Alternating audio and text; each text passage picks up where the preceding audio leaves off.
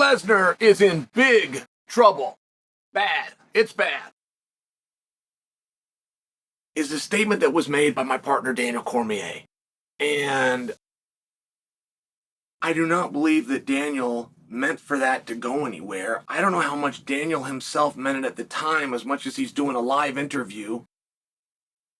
And it's still out there. This is headline still that Daniel said this. And this was about 2 weeks ago.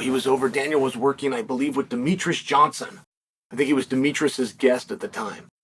Demetrius brings up Brock, and Daniel is like, whoa, hey, that's sticky topic right there. Let's not go down that road, man. He's in trouble. He's in big trouble. It's bad. So many people have even speculated, what is it? What that Brock has done? And those people are called jerks. They know 100% what this is about. They also know 100% that this is not recent news. They know 100% that Daniel wouldn't use those exact same words again. He did not mean for it to sound like this was fresh or new. They understood completely.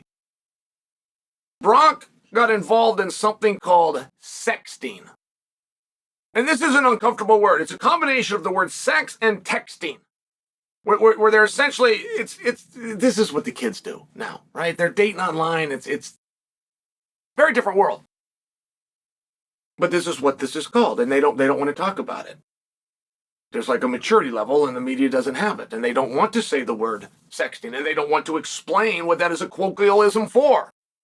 And I must tell you, as I'm doing that very thing, I don't like the topic either. That's a very private thing. Listen, did you have two consenting adults? Now let me stop you right there. Because whatever you don't get to say yes to that and then continue. That's just not how it works, and it's not a level that you'd like to be judged on either. The moment, do we have two consenting adults? And the way that people love to answer that is, yes, but whoa, this didn't you hear? And within moments, they're off of Brock and they're on to Vince. It's like, okay, but there again, let me stop you right there. There is a conversation if you find somebody with the maturity to go out and have it, but it's not the one we're having now. I'm on Brock. It wasn't said that Brock and Vince are in big trouble. It was said that Brock. So let's just adjudicate this one thing, and let me start you back at the beginning. Were there two consenting adults? Does anybody feel unwhole? Does anybody feel violated? Does anybody feel victimized? And I think if you asked all those questions, you're asking far too many. But in this case, you could ask them. And you would get a yes to consenting adults, and you would get no. Nobody is upset here.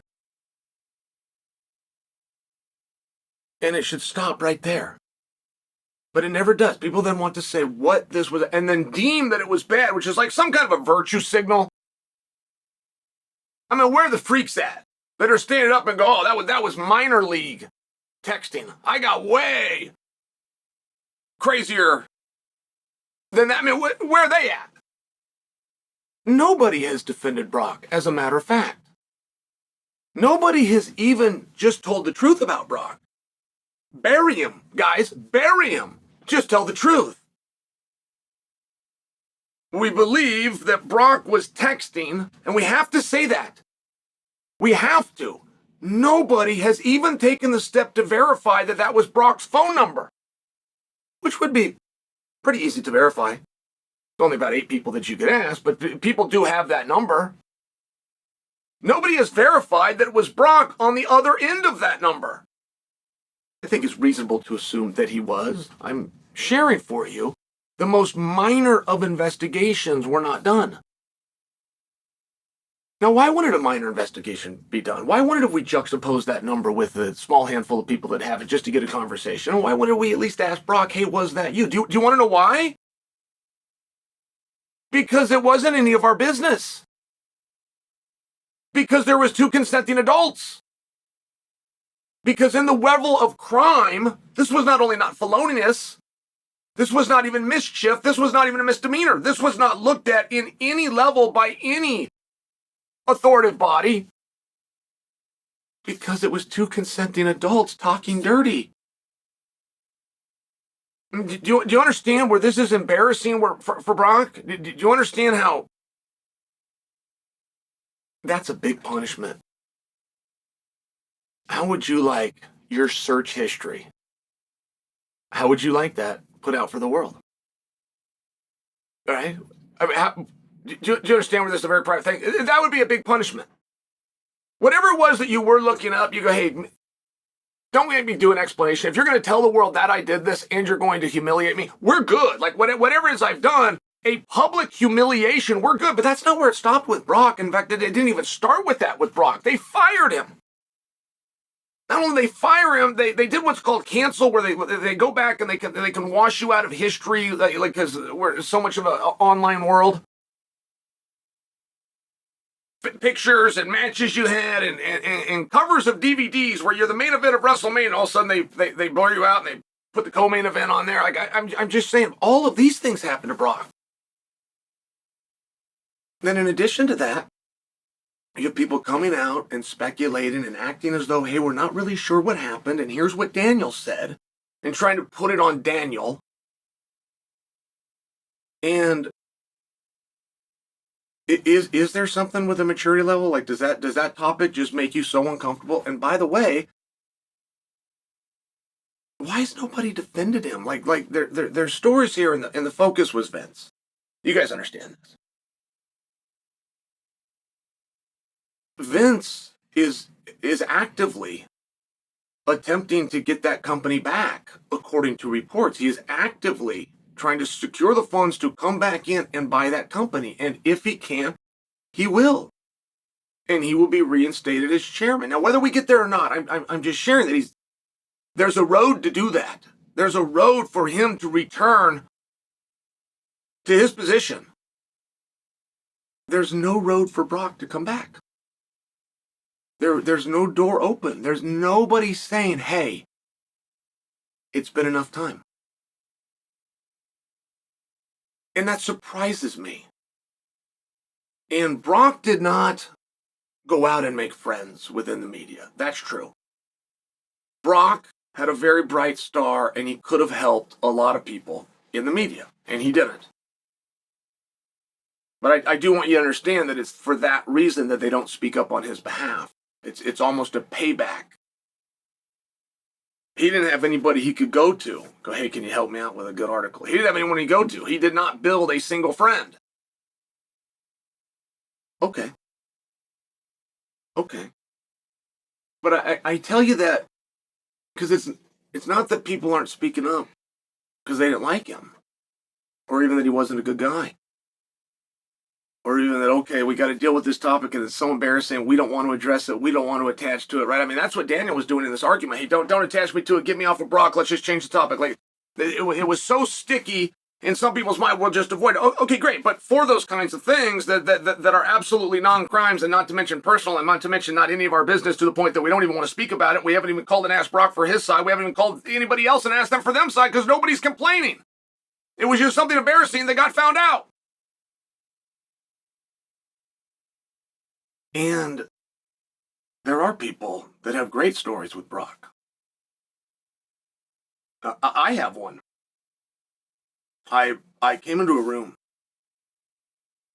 Long story how I got there. It's actually, I think you'd probably enjoy the story more than the reality. But I go into this room and I'm not supposed to be here. I came through a door I'm not supposed to be in. And it's at a NASCAR event where you've got to have... A NASCAR event is the most secured place I have ever been. They have checkpoints on top of checkpoints. And at any rate, I go in a room I'm not supposed to be in. I got my buddy Reese with me, who is the biggest race fan you've ever seen. So I'm trying to show him this great time. And when I get in this room, everybody's being nice, but I know I don't belong. No problem. I'm going to beeline and get to the back. I'm going to get the hell out of here. My little stunt to go up to security and walk right on through, right? Just like you see in the movies. I walked up with my wallet. Hey, didn't wait for them to say anything. I bullied my way right on through. But it worked, and now I'm in Kevin Harvick's trailer. I don't even know I'm in Kevin's trailer. I'm in Kevin's trailer. I don't belong. So I'm trying, and they're doing like a lunch. It's like this team meeting. These guys have been working it out now. So I just walked through it as quick as, hey, and I just am going to get to the back, and I'm going to get out of there.